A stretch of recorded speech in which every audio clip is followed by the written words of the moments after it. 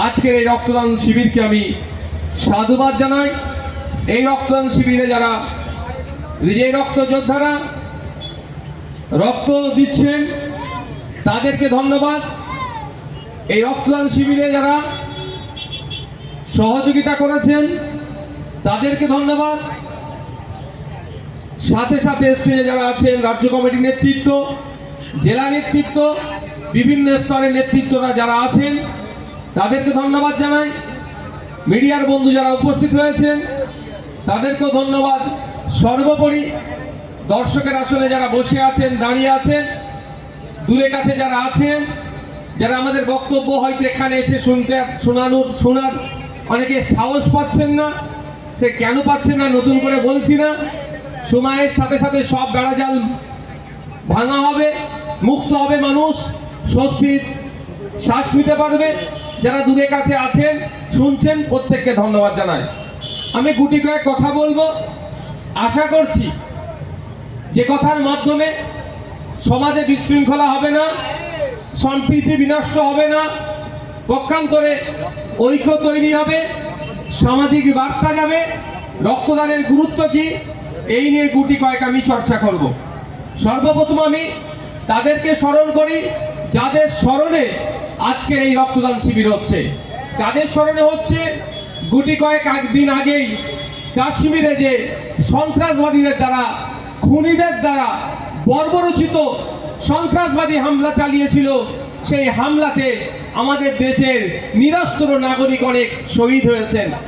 সেই শহীদদের প্রতি আমরা স্মরণ করে এবং সাথে সাথে এই সন্ত্রাসবাদীদেরকে যোগ্য জবাব দেওয়ার জন্য ইন্ডিয়ান আর্মিতে কর্মরত একজন হাবিলদার ভাইও দেশের জন্য শহীদ হয়েছেন, ঝন্টু আলী শেখ। সেই ভাইকে স্মরণ করে আমাদের এই রক্তদান শিবির। আমাদের এই রক্তদান শিবির কিছুদিন পূর্বে নয়, মাস 6 আগে আরজি করে ডিউটিরত চিকিৎসক, আমাদেরই বাড়ির মেয়ে, আমাদেরই কন্যা, আমাদেরই দিদি সম, আমাদেরই বোন সম, কারো মেয়ে সম তিলোত্তমাকে যেভাবে খুন করে ধর্ষণ করানো হলো, তার স্মৃতিতে এই আমাদের রক্তদান শিবির। আমাদের রক্তদান শিবির ধোলাটানাতে আবু সিদ্দিক হালদারকে যেভাবে পুলিশ কাস্টডিতে শারীরিক অত্যাচারের ফলে তাকে মৃত্যুর কোলে ঢলে পড়তে হয়েছিল, সেই আবু সিদ্দিক হালদারের স্মরণে আমাদের এই রক্তদান শিবির। আমাদের এই রক্তদান শিবির আপনারা জানেন হরিয়ানাতে নাকি সে গোমাংস খেয়েছে, এই অপবাদে তাকে পিটিয়ে হত্যা করেছিল সাবির মল্লিক। সেই সাবির মল্লিকের স্মরণে আমাদের এই রক্তদান শিবির। আমরা আমাদের এই রক্তদান শিবির থেকে শুধু তাদের নয়, সারা ভারতবর্ষে যারা অত্যাচারী হচ্ছেন, অত্যাচারের হাত থেকে যাতে মুক্তি পাই, সেই লক্ষ্য আমাদের এই রক্তদান শিবির। প্রথমে আমি গুটি কয়েক কথা বলবো এই রক্তদানের গুরুত্বটা কি। আমরা অনেকে ভাবছি এখনো দূরে কাছে দাঁড়িয়ে রক্তদান করলে কি হবে না হবে, কি হবে টেনশন করছেন। মেডিকেল সায়েন্স বলছে পুরুষের ক্ষেত্রে 90 দিন, মহিলাদের ক্ষেত্রে প্রতি 120 দিন ছাড়া যদি নিয়মিত কেউ রক্তদান করে তার ক্যান্সার রোগের সম্ভাবনা অনেক কমে যায়। স্ট্রোক হয়, স্ট্রোকের সম্ভাবনা অনেক কমে যায়। পৃথিবীর বুকে যদি দেখি, ভারতবর্ষের বুকে যদি দেখি, 5টা কি 10টা ভয়ঙ্কর রোগ, তার মধ্যে 2টো রোগ অবশ্যই প্রথম সারিতে থাকবে। একটা হচ্ছে ক্যান্সার, দ্বিতীয়টা হচ্ছে স্ট্রোক হয়ে যাচ্ছে। তো মেডিকেল সায়েন্স বলছে প্রতি 90 দিন ছাড়া এবং প্রতি 120 দিন ছাড়া পুরুষ মহিলারা যদি নিয়মিত রক্ত দেয় তাহলে এই 2টো রোগের আক্রান্তের সম্ভাবনা অনেক কমে যাবে।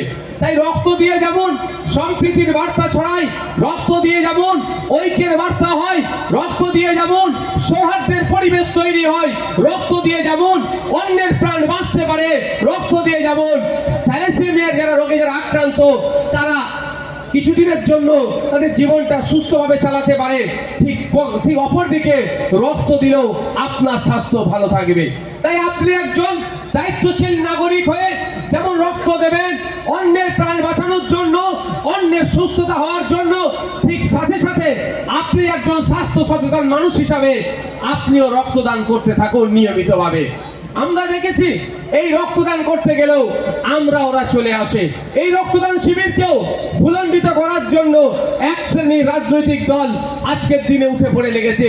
কিন্তু দুর্ভাগ্য আমাদের যে শাসকে আছে, তার উচিত যে প্রতি বছর প্রতিদিন কত ইউনিট রক্তের প্রয়োজন হয় সেই অনুযায়ী রক্তের আমরা যোগান দিতে পারছি না। আমি আমার গল্প শোনাচ্ছি না, আমি তথ্য নিয়ে বলছি। এই মুহূর্তে পশ্চিম বাংলায় প্রতিদিন 1800 থেকে 2000 ইউনিট রক্তের প্রয়োজন হয়, কিন্তু দুর্ভাগ্য আমরা সেই পরিমাণ রক্তের যোগান দিতে পারি না। যখন আমাদের মতো রাজনৈতিক দলেরা বা বিভিন্ন সামাজিক সংগঠন বা মন্দির কমিটি, মসজিদ কমিটি, দুর্গা উৎসব কমিটি, নবী দিবস কমিটি, ভাই মাইকটা একটু গলা টানছে, যারা রক্ত দিচ্ছেন, এই রক্তদান শিবির করছেন, তাদেরকেও ডিস্টার্ব করা হয়, অনেক ক্ষেত্রে করতে দেওয়া হয় না, বা যাতে না সাকসেস হয় তার জন্য বিভিন্ন ধরনের অপচেষ্টা চালায়। আমি ধন্যবাদ জানাবো অর্গানাইজিং কমিটিকে, এত বাধা বিপত্তিকে উপেক্ষা করে। অবশ্যই পুলিশ বন্ধুদের সহযোগিতা আছে, পুলিশ বন্ধুদেরকেও আমি ধন্যবাদ জানাই। তাদের সহযোগিতা নিয়ে কিঞ্চিত হলেও যে রক্তের প্রয়োজন, মানুষের যে ঘাটতি, সেটা আমরা পূরণ করার চেষ্টা করছি। বন্ধুগণ, আমরা অনেকে ভাবছি রক্ত দিলে কি হবে না হবে, মাথা ঘুরবে। মেডিকেল সায়েন্স বলছে আপনি যে রক্তটা দিচ্ছেন 18 থেকে 22 দিনের মধ্যে আপনার শরীরে সেই রক্তটা আবার পূরণ হয়ে যাবে। এই রক্ত দিলে কি হবে? আপনার স্বাস্থ্য ভালো থাকবে। আমি একটা অনুরোধ করবো আজকে এই মঞ্চ থেকে, আজকে যারা এখানে রক্ত দিচ্ছেন, পুরুষেরা বা মহিলারা, 90 দিন বা 120 দিন পরে আপনারা আবার রক্ত দেবেন। সেখানে কোন দলের ব্যানারে, কোন ধর্মীয় সংগঠন, মসজিদ কমিটি কি মন্দির কমিটি, দুর্গা উৎসব কমিটি কি নবী দিবস কমিটি বা কোনো ক্লাব রক্তদান শিবির করছে সেটা দেখতে যাবেন না। আপনারা 90 দিন ছাড়া বা 120 দিন ছাড়া যেই করুক না কেন, সেখানে গিয়ে আপনারা রক্ত দেবেন। কারণ এই রক্তদানের মাধ্যমে সম্প্রীতির বার্তা ছড়ায়, এই রক্তদানের মাধ্যমে ঐক্যের বার্তা যায়। আর এইটা কি বিনষ্ট করার চেষ্টা এক শ্রেণীর রাজনৈতিক কারবারিরা করছে, যারা ধর্ম নিয়ে রাজনীতি করে, যারা জাতি নিয়ে রাজনীতি করে। তাদেরকে জিজ্ঞাসা করবেন, এই রক্তদান শিবিরে জাত ধর্ম বর্ণ নির্বিশেষে মানুষ এসে রক্ত দিচ্ছে, এরা একবারের জন্য ভাবছে না আমি হিন্দু, আমার রক্তটা যেন হিন্দুর কাছে যায়। এরা একবারের জন্য ভাবছে না আমি মুসলিম, আমি রক্ত দিচ্ছি, আমার রক্তটা যেন মুসলিমই পায়। এরা একবারের জন্য এটা ভেবে দিচ্ছে না।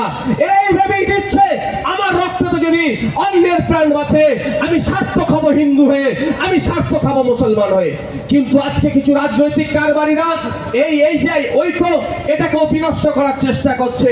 কিন্তু তাদের পরিবারের যদি রক্তের প্রয়োজন হয়, একবারের জন্য বলে না যে আমি বিজেপি করি, আমাকে বিজেপি রক্ত দাও, আমি তৃণমূল করি, আমি আইএসএফ এর রক্ত নেব না।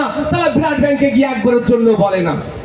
তারা ধান্দাবাজগুলো এ কথা একবারের জন্য বলে না। কিন্তু আইএসএফ যদি রক্তদান শিবির করে, তাকে আটকাতে হবে। বা মানুষের মধ্যে বিভেদ তৈরি করার জন্য বিজেপির নেতারা সব সময়ে বাংলাকে কুলুষিত করার চেষ্টা করছে। বাংলার জমিনে, বাংলাতে বীজ বাক্য তারা প্রয়োগ প্রতিনিয়ত করে যাচ্ছে। আর আমরা ইন্ডিয়ান সেকুলার ফ্রন্ট জাত ধর্ম নির্বিশেষে, হিন্দু মুসলমান নির্বিশেষে মানুষের পাশে থেকে মানুষকে ও মানুষের সহযোগিতা করার জন্য ঐক্যের বাতাবরণ তৈরি করার চেষ্টা করছি। ওরা হিংসার বাতাবরণ আনার চেষ্টা করছে, মানুষের মধ্যে বিশ্বাস অবিশ্বাসের বাতাবরণ তৈরি করার চেষ্টা করছে।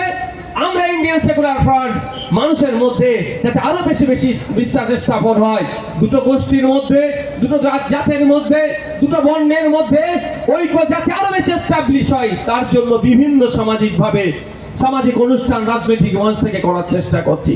এতে অনেকের ঈর্ষা হচ্ছে, ডিস্টার্ব করছে, আটকানোর চেষ্টা হচ্ছে। আমি তাদের উদ্দেশ্যে বলছি যে দেখুন, এই খেলায় যদি আপনি মেতে ওঠেন, শুধু একা আইএসএফ জ্বলবে না। যে আগুন আপনি লাগাচ্ছেন, শুধুমাত্র আইএসএফ একা এই আগুনে পড়বে না। যে আগুন জ্বালানোর চেষ্টা করছে, তাকেও কিন্তু এই আগুনে একদিন জ্বলতে হবে। তাই অনুরোধ করছি, এই আগুন জ্বালানো বন্ধ করুন, সামাজিকভাবে মানুষের পাশে থাকার চেষ্টা করুন। আমরা রাজনৈতিক দল, আমরা বারবার চিৎকার চেঁচামেচি করি যে আমরা রাজনীতি করতে এসেছি, মানব সেবা, রাষ্ট্র সেবা করতে এসেছি। তাহলে রাষ্ট্রের মানুষের জন্য, রাষ্ট্রের নাগরিকের জন্য রক্তের প্রয়োজন হয় যখন, সেই রক্ত দেওয়ার আমরা ব্যবস্থা করছি, সেখানে আপনারা ডিস্টার্ব করছেন কেন? প্রশ্ন থেকে যায় না ভাই? যারা এই রক্তদান শিবিরের বিরোধিতা করছে, তারা কি আদৌ নাগরিকের ভালো চাইছে? আপনারা বলুন, তারা আগেও নাগরিকের ভালো চায় না, তবে সময়ের সাথে জনগণের জবাব দেবে। এখন আমাদের যে কঠিন পরিস্থিতির মধ্যে আমরা যে দাঁড়িয়ে আছি, এই পরিস্থিতি থেকে আমাদেরকে উতরাতে হবে। এখন ছোট্ট তুচ্ছ ঘটনা, মালদাতে দুটো মানুষকে খুন করেছে। যারা খুন করেছে ঠান্ডা মাথায় তারা রাস্তা অবরোধ করেছে। আবার ভাবতে পেরেছেন, যারা খুন করলো তারাই রাস্তা অবরোধ করেছে, পুলিশকে হুমকি দিচ্ছে খুনিদের না ধরলে এই করবো সেই করবো। মানুষ অবাক। দুটো মানুষকে খুন করে সাম্প্রদায়িক ত্রাণ নেওয়ার চেষ্টা করছে। খুন হয়েছে আমার দুটো হিন্দু সমাজের ভাই, দুটো হিন্দু সমাজের মানুষকে খুন করিয়ে কারা ধরা পড়েছে আমার হিন্দু সমাজের ভাই।